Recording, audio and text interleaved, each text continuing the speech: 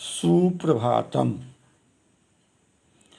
कक्षा नवम, विषय हिंदी, पाठ सवैया, भाग 2, सवैया संख्या 1, कवि रसखान। सवैया 1 इस प्रकार हैं। मानुष हों तो वहीं रसखानी, बसो ब्रज गोकुल गाँव के ग्वारन। जौ पशु हों तो कहा बस मेरो, चरो नित्य नंद की धेनु मझारन। पाहन हो तो वहीं गिरि को जो, कियो हरिछत्र पुरंदर धारन। जो खग हो तो बसेरु करो, मिली कालिंदी कदम्ब की धारन। रसखान रचित सवैया में कृष्ण और उनकी लीला भूमि वृंदावन की प्रत्येक वस्तु के प्रति लगाव प्रकट हुआ है। रसखान के आराध्य देव श्री कृष्ण हैं। कृष्ण के प्रति अगाध श्रद्धा के कारण रसखान ने कृष्ण भक्ति को अपने काव्य का विषय बनाया है। इस सवैया में जो कठिन शब्द आए हुए हैं उनके अर्थ शब्दार्थ के अंतर्गत दिया गया है। प्रस्तुत सवैया में रसखान यह इच्छा व्यक्त करते हैं कि अगले जन्म में उन्हें जो भी रूप मिले वृंदावन से ही जुड़े रहना चाहते हैं। अगले जन्म में यदि मैं मनुष्य बनूं तो गोकुल गांव के ग्वाल बालों के बीच ही निवास करूं। यदि मैं पशु बनूं तो इसमें मेरा कोई वश नहीं है। फिर भी मैं नंद बाबा की गायों के बीच चरना चाहता हूँ। यदि मैं पत्थर बनूं तो उसी गोवर्धन पर्वत का पत्थर बनना चाहता हूँ जिसे कृष्ण ने अपनी उंगली पर उठाकर लोगों को इंद्र के प्रकोप से बचाया था।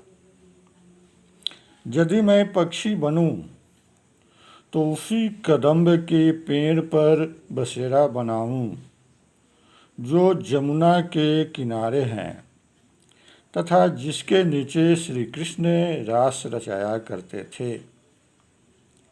अभिप्राय यह है कि कवि जिस रूप में भी अगला जन्म ले उसकी इच्छा है कि वह कृष्ण के साहचर्य में रहे। मनुष्य बने तो भी, पक्षी बने तो भी या किसी भी योनि में वह जन्म ले। यहाँ तक कि निर्जीव पत्थर बनने के संदर्भ में भी वह गोवर्धन पर्वत का पत्थर बनना चाहता है। इसके पीछे कारण है कि जिन वस्तुओं से, जिन स्थानों से कृष्ण का तादात्म्य रहा है वह उन्हीं के साहचर्य में रहना चाहता है। गोवर्धन पर्वत को कृष्ण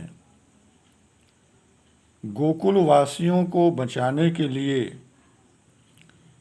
छाते के रूप में प्रयोग किए थे।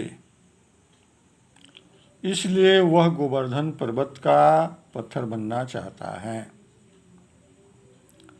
पक्षी यदि वह बनता है तो वह चाहता है कि कदम्ब के वृक्ष पर उसका घोंसला हो, कारण कि जमुना के किनारे कदम्ब के पेड़ पर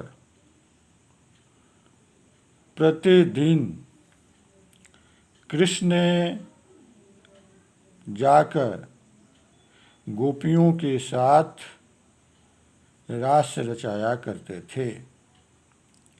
अतः इस सवैया में कृष्ण के प्रति कवि का अनन्य प्रेम, अनन्य भक्ति उजागर होता है। इस सवैया में अनुप्रास अलंकार की छटा दिखाई देती है। बसौ ब्रज गोकुल गांव के ग्वारन, नित्य नंद की धेनु मझारन,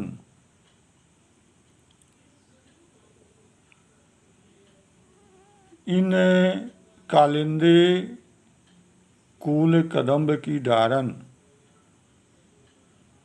इत्यादि स्थलों पर अनुप्रास अलंकार हैं। काव्य सौंदर्य के रूप में हम निम्न बिंदुओं को देख सकते हैं। यह भक्ति काल की रचना है। इसमें कृष्ण भक्ति का सुंदर सजीव चित्रण किया गया है।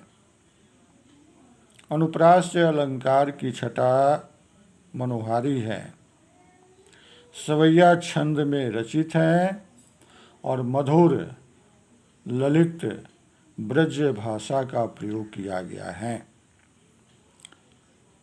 गृह कार्य के रूप में कवि किस पर्वत का पत्थर बनना चाहता है, इस गृह कार्य को आप सभी अवश्य करेंगे।